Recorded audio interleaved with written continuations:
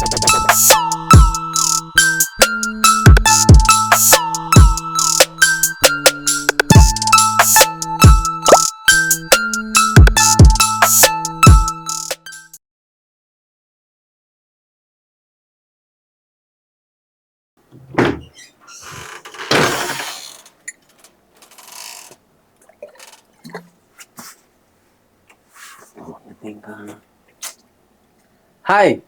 இப்போதான் மாரிசன் படம் பார்த்துட்டு வந்தேன்.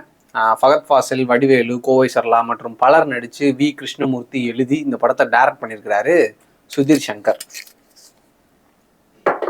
வாழ்க்கையிலே மறக்க முடியாத பயணம். என்ன பண்றது, இதையும் மறந்துடுவீங்க. இந்த பசங்க ரூம்குள்ள வந்தாலே கண்ணாடியை நார அடிச்சிடானுங்க போ, கிராயன்ஸை போட்டு கிறுக்கி. சரி, நான் அப்படியே படத்தோட கதையை சொல்கிறேன். பாளையங்கோட்டை ஜெயிலிருந்து தயாலான்ற ஒரு திருடன் ரிலீஸ் ஆகி வெளியே வந்து வேலாயுதன்ற ஒரு அல்சைமர் பேஷண்ட்டாக மீட் பண்ணுறான். அவருக்கு ஹெல்ப்பும் பண்ணுறான். அதுக்கு அவர் 25,000 ரூபாய் காசு அவனுக்கு கொடுக்குறாரு. அது மட்டும் இல்லை, அவர்கிட்ட 25 லட்சம் காசு இருக்குன்றதை அவன் தெரிஞ்சுக்கிட்டு அவர் கூடவே ட்ராவல் பண்ணவும் ஆரம்பிக்கிறான். இப்போ 2 பேரும் திருநெல்வேலியிலேருந்து திருவண்ணாமலைக்கு பைக்லேயே ட்ராவல் பண்ணுறாங்க. இப்போ அந்த ட்ராவலில் வேலாயுதத்துக்கிட்ட இருந்து தயாளன் காசு அடித்தானா இல்லையா, வேலாயுதத்தோட நிலைமை என்னாச்சு, கடைசியில் என்ன நடந்துச்சு, அதுதான் அந்த படத்தோட மீதி கதை. படம் பார்த்தவங்களுக்கு இந்த வேட்டையன் படத்துக்கும் இந்த மாரிசனுக்கும் ஏதோ கனெக்ட் இருக்கோ அப்படின்னு தோணும். ஏன்னா இந்த வேட்டையன் படத்தில் வந்த அந்த பேட்டரி கேரக்டரும் இந்த படத்தில் வரக்கூடிய அந்த தயாளன் கேரக்டரும் கிட்டத்தட்ட சேமு. அது மட்டும் இல்லை, நடித்ததும் ஒரே ஆள், ஃபகத் ஃபாசில். இப்போ ஒருவேளை அந்த வேட்டையன் படத்துல இறந்து போன அந்த பேட்டரி கேரக்டர் உயிரோட இருந்து அவர் ஒரு அல்சைமர் பேஷண்ட் கூட டிராவல் பண்ணா எப்படி இருக்குமோ அப்படிதான் இருந்துச்சு இந்த மாரிசன். கொஞ்சம் உட்காந்து போய் சொல்லுப்பா, கால்லாம் வலிக்குது. ஃப்ரேம் கரெக்டாக இருக்கா? ஓகே.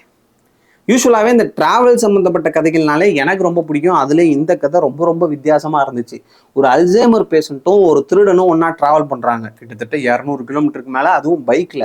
அவங்களோட அந்த டிராவலே பார்க்க அவ்வளவு அழகா இருக்கும். அது மட்டும் இல்லாம அந்த திருடனால அவருக்கு ஏதாவது ஒன்று ஆயிருமோ அப்படின்ற ஒரு பயமும் நமக்குள்ள இருந்துகிட்டே இருக்கும். அதே மாதிரி அந்த திருடன் எங்க இருந்து வரான், அவன் எப்படிப்பட்டவன், அவன் எப்படி இந்த அல்சைமர் பேஷண்டான வேலாயுதத்தை மீட் பண்றான், இவங்க 2 பேரும் எப்படி ஒன்னா டிராவலை ஸ்டார்ட் பண்றாங்க, அந்த சீக்வன்ஸ் எல்லாமே பார்க்க அவ்வளவு யதார்த்தமா இருந்துச்சு.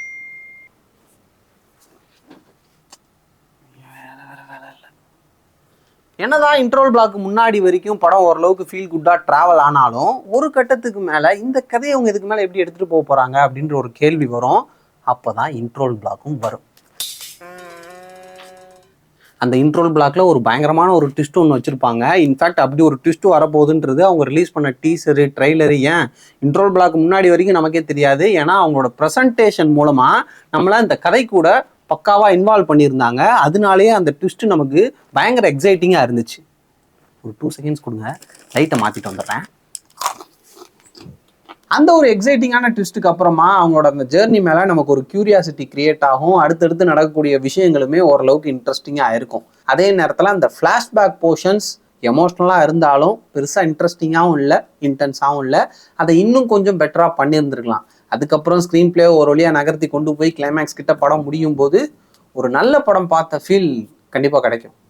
என்னதான் ஸ்க்ரீன் பிளேல ஒரு சில ஃப்ளாஸ் இருந்தாலும் விஷுவல்ஸ் ரொம்ப சூப்பராக இருக்கும். அவங்களோட அந்த ட்ராவலை ரொம்ப அழகாக காமிச்சிருந்தாங்க. ஒரு ஃப்ரேமே பார்க்குறதுக்கு அவ்வளவு அழகாக இருந்துச்சு. இன்ஃபேக்ட் விஷுவல்ஸ் மூலமாக நம்மளே அவங்க கூட ட்ராவல் பண்ணுற மாதிரியான ஒரு ஃபீல் கிடைக்கும். அதே மாதிரி யுவன் சங்கர் ராஜோட மியூசிக் ரொம்ப சூப்பராக இருந்துச்சு. குறிப்பாக சாங்ஸ் கேட்குறத விட விஷுவலாக பார்க்குறதுக்கு ரொம்ப நல்லா இருந்துச்சு. பேக்ரவுண்ட் ஸ்கோர் ரொம்ப சூப்பராக இருக்கும். முக்கியமாக வடிவேல் சார் பாடின அந்த பாட்டு கிளைமேக்ஸ் கிட்டக்க வரும்போது நம்ம லைட்டாக கண் கலங்கிடுவோம். அந்தளவுக்கு சாங்ஸ் மூலமாகவும் பேக்ரவுண்ட் ஸ்கோர் மூலமாகவும் நம்ம எமோஷ்னலாக கனெக்ட் பண்ணியிருந்தாரு music director Yuvan Shankar Raja. Next acting wise Fahadh Faasil and Vadivel sir 2 பேரோட பெர்ஃபார்மன்ஸுமே ரொம்ப சூப்பராக இருந்துச்சு. ஒரு பக்கம் வடிவேல் சார் நம்மளை அழுக வச்சாருன்னா, இன்னொரு பக்கம் பல இடங்களில் ஃபகத் ஃபாசில் நம்மளை சிரிக்க வச்சுட்டே இருப்பார். அந்தளவுக்கு வடிவேல் சாரோட பெர்ஃபார்மன்ஸ் ரொம்ப எமோஷ்னலாகவும், ஃபகத் ஃபாசிலோட பெர்ஃபார்மன்ஸ் பயங்கர என்டர்டெய்னிங்காகவும் இருந்துச்சு. விவேக் பிரசனோட ரோலும் சூப்பராக இருந்துச்சு. அவர் பண்ண பெர்ஃபார்மன்ஸுமே ரொம்ப நல்லா இருந்துச்சு.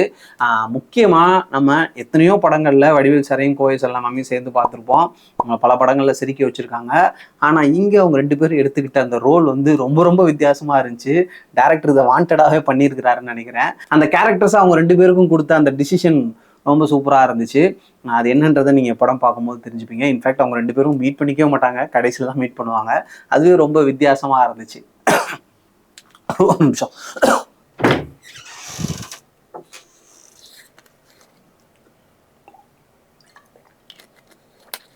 மொத்தத்தில் இந்த மாரிசன் அவங்க ட்ரெய்லரில் சொன்ன மாதிரி இது ஒரு மறக்க முடியாத பயணம்லாம் சொல்லிட முடியாது. ஏன்னா ஒரு சில விஷயங்கள் அவங்க இன்னும் கொஞ்சம் பெட்டராக பண்ணியிருந்தாங்க அப்படின்னா கண்டிப்பாக நம்ம அப்படி சொல்லியிருந்திருக்கலாம். ஆனால் இப்போது என்னதான் இந்த மாரிசன் ஒரு மறக்க முடியாத பயணமாக இல்லைனாலும் ஒரு நல்ல பயணம். ஸோ தேட்டரில் போய் பார்த்து அதை என்ஜாய் பண்ணுங்கள், மிஸ் பண்ணிடாதீங்க. அந்த எக்ஸ்பீரியன்ஸ் கண்டிப்பாக உங்களுக்கு ரொம்ப பிடிக்கும். பை.